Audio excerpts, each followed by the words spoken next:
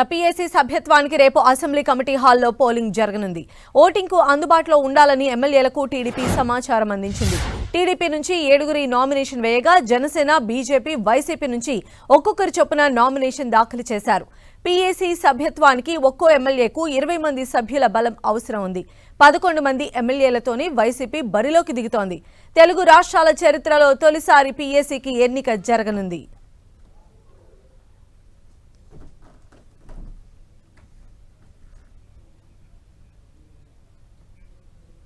మరిన్ని అప్డేట్స్ మా ప్రతినిధి విజయ్ చంద్రన్ అందిస్తారు. విజయ్ చంద్రన్, అసెంబ్లీకి సంబంధించి చాలా ఉత్కంఠభరితంగా మారిందని చెప్పొచ్చు.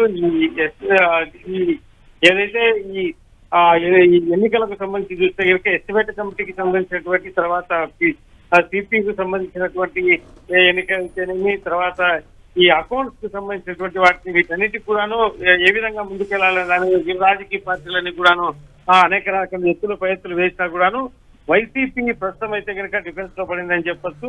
వైసీపీ ఏదైతే పీఏసీకి సంబంధించినటువంటి ఈ సభ్యత్వ ఓటింగ్ కు సంబంధించిన దాంట్లో చూస్తే తగినటువంటి ఓటింగ్ లేనందువల్ల 20 ఓట్లు కావాల్సి ఉండగా కేవలం 11 సభ్యులు మాత్రం ఉన్న నేపథ్యంలో దీనికి సంబంధించినటువంటి నామినేషన్ పెద్దిరెడ్డి రామచంద్రారెడ్డి వేసినా కూడా గెలిచే పరిస్థితి అయితే ఏమాత్రం లేదని చెప్పొచ్చు. రేపు జరిగేటువంటి ఎన్నికల్లో టీడీపీ తరఫు నుంచి 7గురు నామినేషన్ దాఖలు చేశారు.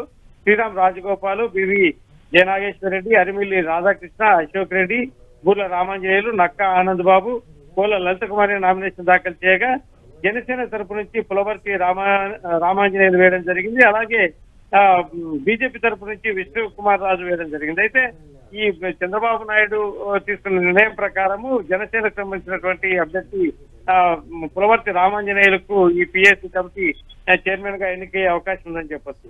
అంటే బీజేపీ తరపు నుంచి విష్ణు కుమార్ రాజు వీరందరూ కూడాను ఏకగ్రీవంగా ఆయనను పీఏసీ కమిటీ చైర్మన్ గా ఎన్నుకునేందుకు బీజేపీ కూడాను అంగీకారం తెలిపింది. ఈ నేపథ్యంలో ఇక ఆయన ఎన్నిక అనివార్యం. ఎటువంటి పరిస్థితులలో ఆయన ఎన్నికయ్యే అవకాశం ఉందని చెప్పొచ్చు. ఈ పీఏసీ చైర్మన్ గా కూడా రవికుమార్ ను, అలాగే ఎస్టిమేట్ కమిటీ చైర్మన్ గా వేగుల జోగేశ్వరరావుకు అవకాశం కల్పిస్తా ఉన్నారు. సాధారణంగా సాంప్రదాయబద్ధంగా అయితే ప్రతిపక్ష పార్టీకి చెందినటువంటి అభ్యర్థులకు గతంలో ఇచ్చేవారు. అయితే ఇప్పుడు చూస్తే ఈ కమిటీలో అభ్యర్థిగా ఎన్నిక అయ్యే అవకాశం కూడా ఏమాత్రం వైసీపీకి లేని నేపథ్యంలో తర్వాత ఎక్కువ సీట్లు కలిగినటువంటి జనసేనకు ఈ పదవి ఇవ్వాలని చెప్పేసి చంద్రబాబు నిర్ణయం తీసుకోవడం జరిగింది.